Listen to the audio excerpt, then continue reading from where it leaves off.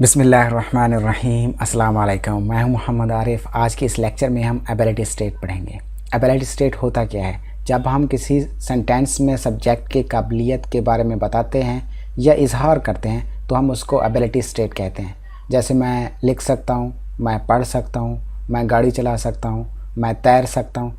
जहाँ पे भी एबिलिटी की बात आए तो उसको हम एबिलिटी स्टेट कहेंगे। एबिलिटी स्टेट प्रेजेंट, इसके फार्मूले को हम देखते हैं कि एबिलिटी स्टेट में हम प्रेजेंट में सेंटेंस किस तरीके से बनाते हैं। इसमें पहला जो है वो हमने सब्जेक्ट लिखना है और उसके बाद हमने कैन ऐड करना है, उसके बाद हमने first form of verb use करना है, उसके बाद हमने ऑब्जेक्ट यूज़ करना है। तो जैसे मैं चाय पी सकता हूँ, ठीक है, ये एक एबिलिटी स्टेट है, ठीक है, मेरी काबिलियत के बारे में कि मैं चाय पी सकता हूँ। और इसके अलावा एक और काबिलियत की एग्जांपल्स काफ़ी सारी हैं, जैसे मैं मोबाइल चला सकता हूँ, मैं गाड़ी चला सकता हूँ, एक्सेट्रा एक्सेट्रा। तो मैं चाय पी सकता हूँ, इस सेंटेंस को हम इंग्लिश में कन्वर्ट करेंगे कि किस तरीके से हम एबिलिटी स्टेट को बनाते हैं। तो आई हमारा आ गया ऑब्जेक्ट, ठीक है, और उसके बाद हमने फार्मूले के मुताबिक कैन यूज़ कर दिया। अच्छा, कैन मॉडल हेल्पिंग वर्ब है। मॉडल हेल्पिंग वर्ब की कुछ खसूसियात होती हैं कि जो मॉडल हेल्पिंग वर्ब हैं वो सब्जेक्ट के मुताबिक अपने आप को चेंज नहीं करते। जैसा कि ये जो कैन है, अब इसको सिंगुलर या प्लूरल के साथ हम कैन ही यूज़ करेंगे। आई के साथ भी कैन यूज़ करेंगे और दे के साथ भी हम कैन यूज़ करेंगे, वही के साथ भी कैन यूज़ करेंगे। दूसरी ये इसकी मॉडल हेल्पिंग वर्ब की खसूसियत ये होती है कि ये हमेशा मेन वर्ब की फ़र्स्ट फॉर्म को यूज़ करते हैं। तो हमने मॉडल हेल्पिंग वर्ब लगाया है तो उसके बाद हमने वैसे भी फ़र्स्ट फॉर्म यूज़ करना है। अब फार्मूले में भी हमें बताया गया है कि आपने first form of verb use करना है मेन वर्ब की। और उसके बाद हमने ऑब्जेक्ट लगाना है, तो हमने ऑब्जेक्ट लगा दिया, ये टी हमारे पास ऑब्जेक्ट आ गया। अब एबिलिटी स्टेट बन गया हमारे पास आई कैन टेक टी। अब इस सेंटेंस को नेगेटिव में किस तरीके से कन्वर्ट करेंगे? नेगेटिव में हम इस तरीके से इस सेंटेंस को कन्वर्ट करेंगे, जब भी सेंटेंस में पहला हेल्पिंग वर्ब आए तो उसके बाद आपने नॉट लगा देना है। जैसे आई कैन, कैन अब पहला हेल्पिंग वर्ब है, इसके बाद हमने नॉट लगा दिया, आई कैन टेक टी। उसके बाद इंटरोगेटिव सेंटेंस किस तरीके से बनाएंगे? सेंटेंस में जो पहला हेल्पिंग वर्ब है उसको हमने सब्जेक्ट के शुरू में लिखना है। जैसे कैन आई टेक टी, क्या मैं चाय पी सकता हूँ, ये हमारे पास इंटरोगेटिव सेंटेंस है। और उसके बाद अगर हम रीज़न पूछें या उसके वाई जो है वो सेंटेंस के शुरू में आपने ऐड करना है, why can I take tea, क्यों मैं चाय पी सकता हूँ। तो ये जो अब अभी हमने पढ़ा है ये एबिलिटी स्टेट प्रेजेंट का फार्मूला था और इसके एग्जांपल्स भी थे। Ability state past, past ability state past का डेफिनेशन ये होगा कि हम माजी में कोई काम, हमारे पास कोई एबिलिटी थी। जैसे मैं बचपन में खेलता था, बचपन में मैं क्रिकेट खेलता था, ठीक है, बचपन में मैं रनिंग करता था, बचपन में मैं साइकिल चलाता था। तो ये जो बचपन के हमारे पास एबिलिटी थी, ठीक है, लेकिन वो अभी हम नहीं कर रहे क्योंकि बचपन में हमारे पास एबिलिटी थी। अगर हम अभी भी मैं साइकिल चला रहा हूँ तो मेरे पास एबिलिटी अभी भी है। जब भी हम पास्ट में एबिलिटी की बात करते हैं तो उसको एबिलिटी स्टेट पास्ट कहते हैं और उसको पास्ट एबिलिटी स्टेट पास्ट का फार्मूला भी हम लगाएंगे। इसमें पास्ट का जो फार्मूला है उसमें लगाने का तरीका ये है कि पहले हमने सब्जेक्ट लगाना है, सब्जेक्ट, और उसके बाद हमने कुड लगाना है।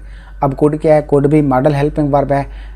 मॉडल हेल्पिंग वर्ब की खसूसियत मैं आपको बता चुका हूँ। अब यहाँ पे भी आपने फ़र्स्ट फॉर्म यूज़ करना है कुड के बाद, उसके बाद आपने ऑब्जेक्ट यूज़ करना है। तो जैसे मैं चाय पी सकता था, ठीक है, माजी की बात कर रहा हूँ, तो इसको हम किस तरीके से कन्वर्ट करेंगे? अब हमने आई लगाया, आई हमारा क्या है? सब्जेक्ट है, यानी काम करने वाला नाउन है।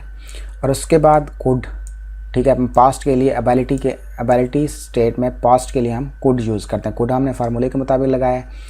अब मेन वर्ब की first form of verb use करना है, टेक लगा दिया और उसके बाद हमने ऑब्जेक्ट लगा दिया, ठीक है। बाकी चीज़ें वही हैं, जैसे हम नेगेटिव में किस तरीके से कन्वर्ट करेंगे? सेंटेंस में जो पहला हेल्पिंग वर्ब होगा उसके बाद हमने नॉट लगाना है, ठीक है, I could not take tea. अगर हमने इंटरोगेटिव बनाना है, इंटरोगेटिव में जो है सेंटेंस में जो पहला हेल्पिंग वर्ब है उसको हमने सब्जेक्ट के शुरू में लगाना है।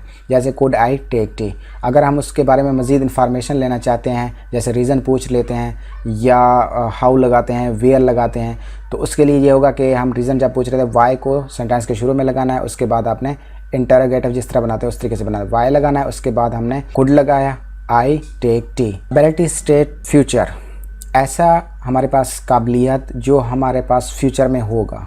फॉर एग्ज़ाम्पल, मैं इस कोर्स को कंप्लीट करने के बाद इंग्लिश बोल सकूँगा, ठीक है, मैं 2 साल के बाद कार चला सकूँगा, तो ये मेरे पास एबिलिटी होगी। फ्यूचर में हम जब एबिलिटी की बात करते हैं कि ये चीज़ हमारे पास, ये काबिलियत हो जाएगी, ठीक है, तो उसको हम एबिलिटी स्टेट फ्यूचर कहते हैं। अब इसका फार्मूला क्या है, पहले हमने सब्जेक्ट लगाना है, उसके बाद हमने विल बी एबल टू हमने लगाना है फार्मूले के मुताबिक, उसके बाद हमने first form of verb use करना है और उसके बाद हमने ऑब्जेक्ट यूज़ करना है। पी सकूँगा, ठीक है, मैं फ्यूचर की बात कर रहा हूँ, फ्यूचर एबिलिटी स्टेट की बात कर रहा हूँ। तो इसका सेंटेंस हम किस तरीके से बनाएंगे, पहले हम लगाएंगे अपना सब्जेक्ट, हमारा पास सब्जेक्ट है आई, उसके बाद हम ये फार्मूला अप्लाई करेंगे, ठीक है, विल बी एबल टू। अब यहाँ पे आप एक बात ज़हन नशीन कर लें, जब भी किसी भी सेंटेंस में आप टू लगाएं तो उसके बाद आपने first form of verb use करना है, ठीक है। अब यहाँ पे टू आ गया है तो इसके बाद हमने फर्स्ट फॉर्म यूज़ कर दिया है। टू के मुताबिक अगर मेन वर्ब के फर्स्ट फॉर्म यूज़ ना भी करें तो हमें फार्मूले के मुताबिक भी बताया गया कि हमने एबिलिटी स्टेट फ्यूचर में हमने विल बी एबल टू के बाद हमने मेन वर्ब की फर्स्ट फॉर्म यूज़ करना है, उसके बाद हमने ऑब्जेक्ट यूज़ करना है। जब भी हम सेंटेंस को नेगेटिव बनाते हैं तो सेंटेंस में जो पहला हेल्पिंग वर्ब है उसके बाद हमने नॉट लगाना है। आई सब्जेक्ट है, उसके बाद विल जो है पहला हेल्पिंग वर्ब है, उसके बाद हमने नॉट लगा दिया। I will not be able to take tea, मैं चाय नहीं पी सकूँगा, ठीक है। इंटरोगेटिव में ये है कि पहला जो हेल्पिंग वर्ब है, इंटरोगेटिव में ये है सेंटेंस में जो पहला हेल्पिंग वर्ब है उसको सब्जेक्ट के शुरू में लगाना है। Will I be able to take tea, क्या मैं चाय पी सकूँगा। Will I be able to take tea, जब हम रीज़न पूछते हैं वाई पहले लगाते हैं, उसके बाद हमने विल लगाना है। Why will I be able to take tea, क्यों मैं चाय पी सकूँगा। तो ये जो अभी हमने फार्मूला पढ़ा है ये एबिलिटी स्टेट फ्यूचर का था। अब एबिलिटी स्टेट प्रेजेंट का जो होता है उसको हम पैसिव वॉइस सेंटेंस किस तरीके से बनाते हैं। तो उसका फार्मूला सिंपल है कि पहले हमने सब्जेक्ट लगाना है और उसके बाद बी लगाना है, उसके बाद मेन वर्ब की थर्ड फॉर्म हमने यूज़ करनी है। आपको ये मालूम होगा कि जब भी हम पैसिव वॉइस सेंटेंस बनाते हैं तो उसको मेन वर्ब की थर्ड फॉर्म ही हमेशा यूज़ होती है।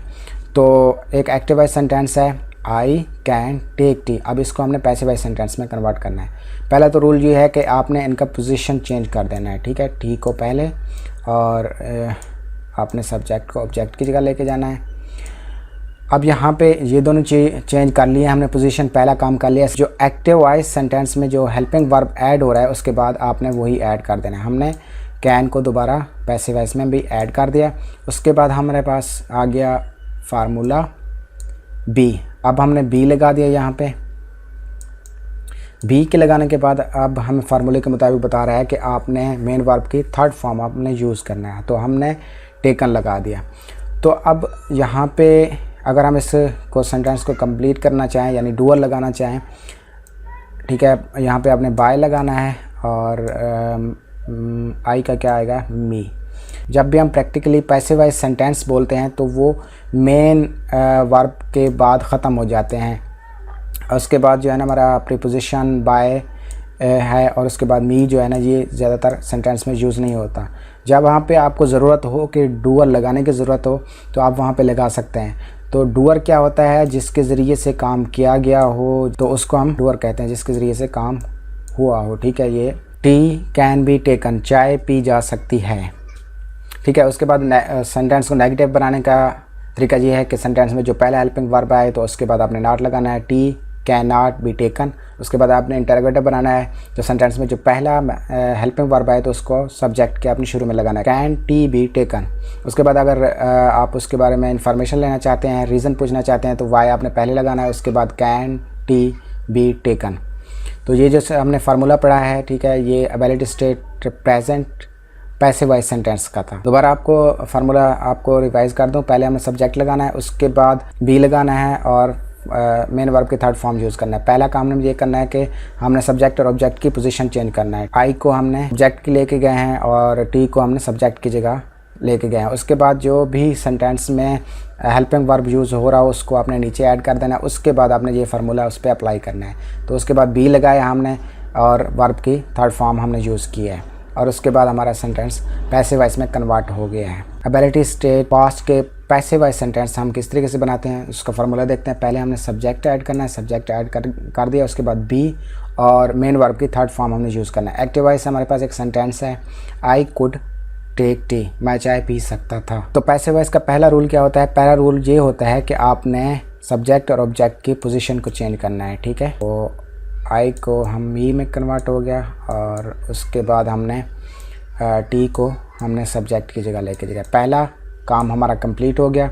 अब पहले एक्टिव वॉइस में जो हेल्पिंग वर्ब है उसको आपने नीचे लगा देना है सब्जेक्ट के बाद, और उसके बाद हमने ये फार्मूला अप्लाई करना है। उसके बाद हमने बी लगाया और उसके बाद मेन वर्ब की थर्ड फॉर्म लगा दी, टेक, टुक, टेकन। ठीक है, थर्ड फॉर्म हम लगाए और उसके बाद हमने प्रीपोजिशन लगाना है और उसके बाद हमने मी लगाना है, यानी डूअर, जिसके ज़रिए से काम किया गया है। टी कुड बी टेकन, चाय पी जा सकती थी। ठीक है, किसके ज़रिए? बाय मी, मेरे ज़रिए चाय पी जा सकती थी, बाय मी। प्रैक्टिकली जब इंग्लिश में पैसिव वॉइस सेंटेंस बोलते हैं तो हम डूअर नहीं लगाते और मेन वर्ब के बाद हम सेंटेंस को ख़त्म कर देते हैं। जहाँ पे हमें ज़रूरत हो डूअर लगाने की तो हम डूअर लगा सकते हैं। जब हम किसी सेंटेंस को नेगेटिव में कन्वर्ट करना चाहें तो नेगेटिव में कन्वर्ट करने का ये है कि हमने पहले हेल्पिंग वर्ब के बाद हमने नॉट लगाना है। T could not be taken, चाय नहीं पी जा सकती थी। उसके बाद अगर आपने इंटरोगेटिव बनाना है तो आपने सेंटेंस में जो पहले हेल्पिंग वर्ब है उसको आपने सब्जेक्ट के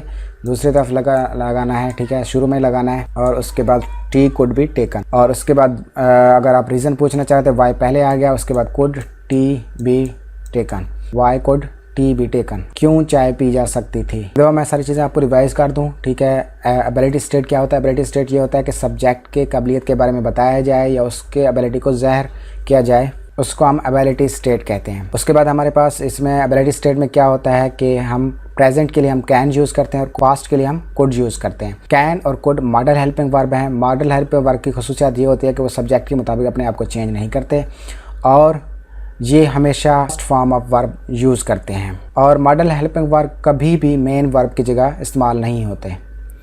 आज के लेक्चर के हवाले से आपके जहन में कोई भी सवाल हो या आज के लेक्चर के हवाले से कोई बात आपको समझ ना आई हो तो नीचे मुझे कमेंट बॉक्स में बता सकते हैं या मुझे डायरेक्ट मैसेज कर सकते हैं। मिलते हैं नेक्स्ट वीडियो में। अल्लाह हाफ़िज़।